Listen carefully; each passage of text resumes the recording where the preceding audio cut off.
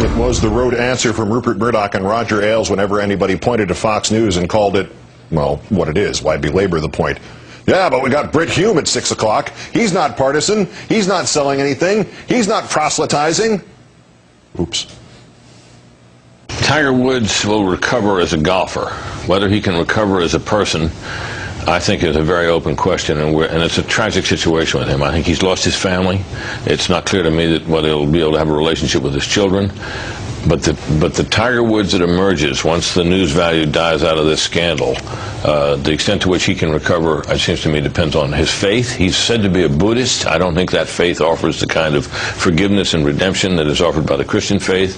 So my message to Tiger would be, Tiger, turn to the Christian faith, and you can make a total recovery and be a great example to the world.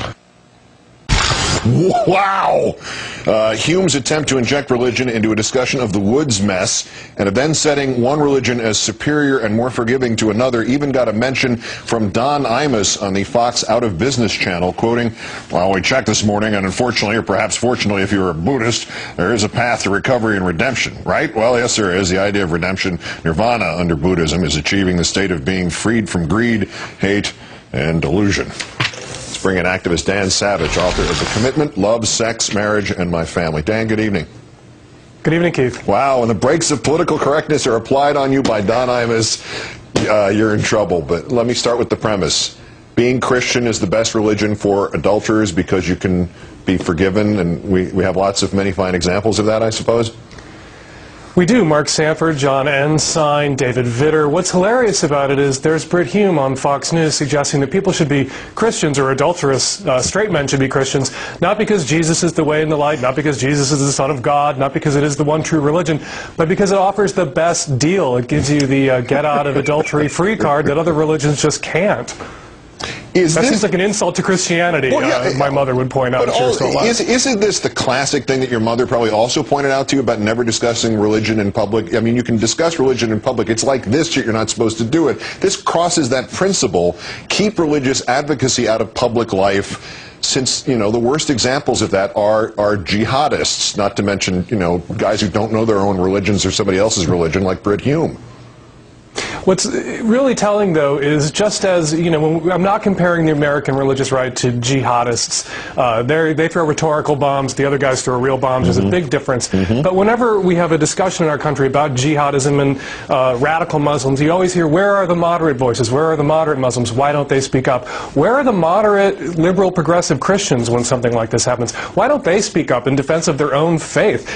American Christianity has been hijacked by the lunatics, by the Pat Robertsons, and by the Phelps family, by the Gary Bowers, and by people like Brit Hume. And it's an insult to Christianity. It's an insult to Christians. I'm not a Christian. I was a seminarian once upon a time. But I'd like to hear from moderate Christians, not just radical sex advice columnist faggots about this. I'd like to hear them speak up. WWJDIHS, which is what would Jesus do if he strayed.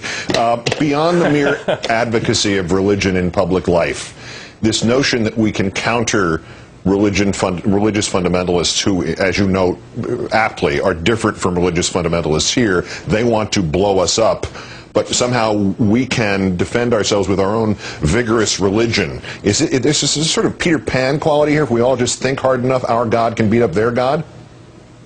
That has been going on, and that needs to be checked. General Boykin, who was one of the generals in charge of the invasion of Iraq, gave a speech where he said, our God is bigger than their God. And we've got to stop, we've got to de-escalate this rhetoric and the rhetorical war pitting one religion against another religion, particularly as inoffensive a religion as Buddhism. Yes, we haven't heard any threats from radical Buddhists lately in this country. There are no Buddhists with bombs in their underpants on airplanes, I don't think. I'm going to avoid a bomb in the underwear joke about Tiger Woods, for God's sakes, but is it not in the interest of people of faith to avoid this kind of public proselytizing? I mean, the smart ones get that it just makes them look bad, no matter what the thought might be.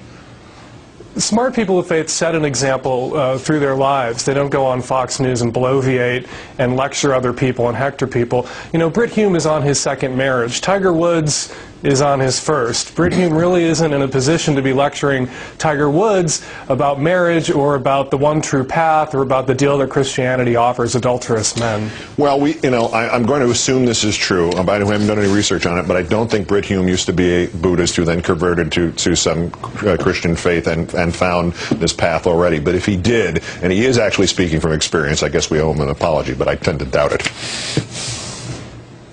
I doubt it too, very highly. Dan Savage, author of The Commitment. Great thanks for your time tonight, Dan. Thank you for having me, Keith. Let's count down for this, the 2,440th day since the previous president declared mission accomplished in Iraq. I'm Keith Olberman. Good night and good luck.